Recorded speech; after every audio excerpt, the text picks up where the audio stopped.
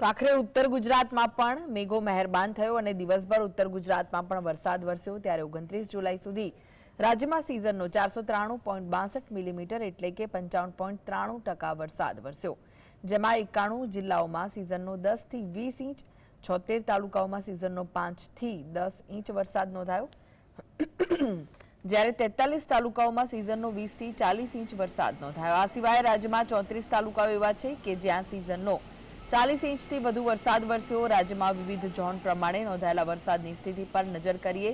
કચ્છમાં સિઝનનો 75.69% વરસાદ નોંધાયો છે। ઉત્તર ગુજરાતમાં સિઝનનો 30.12% વરસાદ નોંધાયો। જો કે સોમવારે દિવસભર વરસાદ નોંધાતા ચિંતિત ખેડૂતોની ચિંતા દૂર થઈ ગઈ।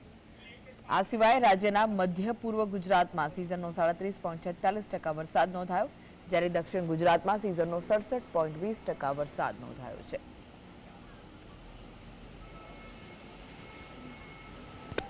તો ગુજરાતમાં વરસાદની સ્થિતિ પર નજર કરીએ। 91 જિલ્લાઓમાં સિઝનનો 10 થી 20 ઇંચ વરસાદ નોંધાઈ ચૂક્યો છે। જે આંકડાઓ સામે આવી રહ્યા છે તે પ્રમાણે 76 તાલુકાઓમાં સિઝનનો 5 થી 10 ઇંચ વરસાદ નોંધાયો। ગુજરાતમાં સાર્વત્રિક વરસાદ થયો છે, ક્યાંક ભારે, ક્યાંક અતિ ભારે તો ક્યાંક મધ્યમ વરસાદ થયો છે।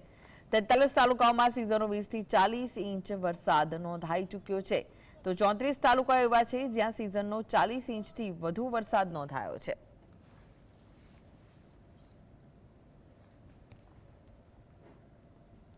તો રાજ્યમાં આગામી 7 દિવસ સાર્વત્રિક વરસાદની આગાહી કરાઈ છે। રાજ્યમાં સાયક્લોનિક સર્ક્યુલેશન, શિયર ઝોન અને ઓફશોર ટ્રફ સક્રિય થતા સમગ્ર ગુજરાતમાં અતિ ભારે વરસાદની આગાહી કરાઈ છે। હવામાન વિભાગ દ્વારા ક્યાંક ઓરેન્જ તો ક્યાંક યલો એલર્ટ આપવામાં આવ્યું છે। જામનગર, પોરબંદર, દ્વારકા, કચ્છમાં ગાજવીજ અને ભારે પવન સાથે અતિ ભારે વરસાદની આગાહી કરાઈ છે, ત્યારે અમદાવાદ અને ગાંધીનગરમાં પણ વરસાદનું ઓરેન્જ એલર્ટ આપવામાં આવ્યું છે। ચાલુ વર્ષે સૌરાષ્ટ્ર વિસ્તારમાં 50%થી વધારે વરસાદ વરસી ચૂક્યો છે। મધ્ય ઉત્તર ગુજરાત અને દક્ષિણ ગુજરાતમાં 4% વરસાદની ઘટ જોવા મળી રહી છે।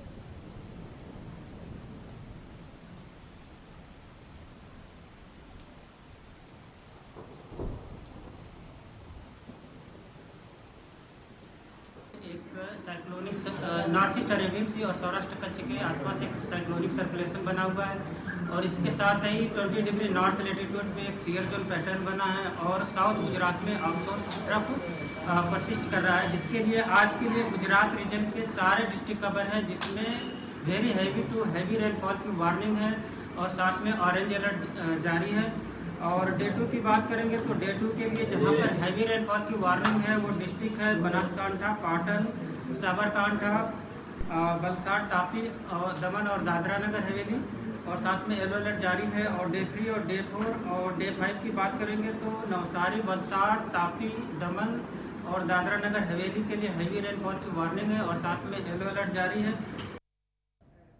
તો વધુ વિગતો માટે જોડાઈ ગયા છે સ્ટુડિયોથી સહયોગી અનિલ પટેલ। અનિલ, સૌરાષ્ટ્રની વાત કરીએ તો 50%થી વધારે વરસાદ થયો, મધ્ય ઉત્તર ગુજરાત અને દક્ષિણ ગુજરાતમાં ઓછો વરસાદ જોવા મળી રહ્યો છે, તેમાં પણ ખાસ કરી અને મધ્ય અને ઉત્તર ગુજરાતમાં જે વરસાદી માહોલ રહ્યો, ખેડૂતો પણ નિરાશ થયા છે, જે આશ રાખીને બેઠા હતા તેવો વરસાદ નથી વરસ્યો। બિલકુલ કૃષ્ણા, કે જે રીતે આખી પેટર્ન તમે થઈ છે, તમે જુઓ શરૂઆતથી જ વરસાદે સૌથી પહેલાં દક્ષિણ ગુજરાત અને પછી સીધા સૌરાષ્ટ્ર, એની વચ્ચેનું જે મધ્ય ગુજરાત અને ઉત્તર ગુજરાત હતું ત્યાં લગભગ બ્લેન્ક જેવી સ્થિતિ હતી। ઇવન મોટા ભાગના જે જિલ્લાઓની વાત કરી ઉત્તર ગુજરાત અને દક્ષિણ ગુજરાત, ઉત્તર ગુજરાત અને મધ્ય ગુજરાત, તો ત્યાં હાથતાળી મેઘો આપતો હોય તેવી સ્થિતિ સર્જાઈ હતી। ખાસ કરીને 2 દિવસથી જો વાત કરીએ તો ખાલી 2 દિવસની અંદર ઉત્તર ગુજરાત અને મધ્ય ગુજરાત, કારણ કે ખેડા, નડિયાદની જો તમે વાત કરો તો છેલ્લા 24 કલાક એટલે કે કાલે સાંજ સુધીની જો વાત કરીએ તો ખાલી નડિયાદમાં જ 4.5 ઇંચ વરસાદ છે જે નોંધાયો હતો, અને કાલે સવારથી જે વરસાદ નડિયાદ, ખેડાની આસપાસની આણંદ જિલ્લાઓ છે ત્યાં વરસાદ થયો તે સારો વરસાદ કહી શકાય। એટલે કે હવે ધીરે ધીરે ઉત્તર ગુજરાતની જે સ્થિતિ છે વરસાદની સુધરી રહી છે। એક દિવસ પહેલાંની તમને વાત કરું તો અમદાવાદમાં 39% વરસાદની અછત જે છે એ હવામાન વિભાગે જે એની પૂર્વવર્ત આગાહી છે તે પ્રમાણે કરી હતી। એ સિવાય પણ કાલે જે સ્થિતિ તમે જુઓ, તમે સાબરકાંઠા જુઓ, બનાસકાંઠા જુઓ, પાટણ, મહેસાણા, આ તમામ જિલ્લાઓ, પ્રાંતિજમાં તો ત્યાં વરસાદ 2 કલાકમાં 4-4.5 ઇંચ પર વરસ્યો છે, 6 ઇંચ વરસાદ જે છે એ વરસ્યો છે। હા, રાતની તમે વાત કરીએ તો રાતે 24 કલાક પ્રમાણે જો અપડેટ તમને આપું તો લગભગ 111 તાલુકામાં વરસાદ હતો. એમાં સૌથી વધારે ખેડા જિલ્લાનું જે નડિયાદ હતું તેની અંદર વરસાદ નોંધાયું હતું. જે પ્રમાણે કહેવામાં આવ્યું છે કે દક્ષિણ ગુજરાતમાં ટ્રફ એની સર્ક્યુલેશન છે, સિયર સિઝન જે રીતે ચાલી રહ્યું છે ને એ સિવાય દક્ષિણ જે સૌરાષ્ટ્ર છે ત્યાં અત્યારે તમે જુઓ તો વરસાદે થોડું વિરામ લીધું હોય, કારણ કે આખો જે વિસ્તાર છે ઘેડ વિસ્તાર, જેમાં જામનગરના કેટલાક વિસ્તારો આવે છે, જેની દ્વારકા, પોરબંદર, જૂનાગઢ, એ તમામ જે 4-5 જિલ્લાઓ છે એમાં લગભગ 150થી વધારે ગામો છે, તેની સ્થિતિ ખૂબ જ ખરાબ છે. એને લઈને હવે 500 કરોડથી ઉપરાંતની જે સહાય છે તેની માંગ કરવામાં આવી રહી છે. એ સિવાય દક્ષિણ ગુજરાતની તમે વાત કરો તો સુરતથી લઈને વલસાડ, નવસારી, ઓલપાડ, તમામ જે જગ્યાઓ છે ત્યાં પણ ભારે વરસાદ છે. ઇવન ડાંગ તમે આવી જાઓ, તમે છોટા ઉદેપુર, નર્મદા, રાજપીપળા, એ તમામ જગ્યાએ તમે આવો, શહેરા, તો એ વરસાદ છે. નદીઓ બે કાંઠે છે, ક્યાંક ચેકડેમો તૂટી રહ્યા છે તો ક્યાંક ગામોના સંપર્કો છે એ કપાઈ ગયા છે. સાથે અરવલ્લીથી લઈને સમગ્ર ઉત્તર ગુજરાતની વાત કરું તો કાલે જે રીતે સારો વરસાદ પડ્યો છે, યાર બીજી ભાષામાં કહીએ તો આપ ફાટ્યા જેવી સ્થિતિ એ તમામ વિસ્તારોમાં હતી. નદીઓમાં પાણી આવ્યા છે. ખેડૂતો માટે એક રાહતના સમાચાર છે. પણ ગાંધીનગર અને અમદાવાદની જો તમને આસપાસની વાત કરું તો હજુ પણ અહીંયા જોઈએ તેટલો વરસાદ નથી. પરમ દિવસ સાંજથી જે રીતે માહોલ બન્યો એવું આગાહી આપવામાં આવી કે ખૂબ જ જોરદાર વરસાદ પડશે. અમદાવાદ અને જિલ્લામાં કેટલીક જગ્યા થોડા વરસાદ પડ્યા પણ હજુ પણ એ ખેડૂતોને લાગે છે કે જે રીતે વરસાદ વરસવો જોઈએ, વાવણી લાયક જે વરસાદ છે એ પડી રહ્યું છે, પણ જે એક્સ્ટ્રા વરસાદ તમને દેખાવો જોઈએ કે ક્યાંક વરસાદ પડ્યું છે, ખેતરોમાં પાણી દેખાવા જોઈએ, તેવી કોઈ સ્થિતિ અત્યારે ન તો ગાંધીનગરના જિલ્લામાં કોઈ તાલુકા કે ગામડાઓમાં સર્જાઈ છે, ન તો અમદાવાદના જિલ્લામાં ક્યાંક તમને તળાવ ભરેલા નહીં દેખાય, સીધી રીતે ખાલી તળાવો દેખાશે. એટલે સ્થિતિ અત્યારે સીધી રીતે ઉત્તર ગુજરાતમાં તો વરસાદ પડી રહ્યો છે, એમાં પણ ગાંધીનગર અને અમદાવાદની જો વાત કરીએ તો ત્યાં સ્થિતિ હજુ પણ જોઈએ તેટલો વરસાદ નથી. 30%ની આસપાસ એવું માની શકાય કે હજુ પણ વરસાદની અછત છે આ જિલ્લાઓમાં છે.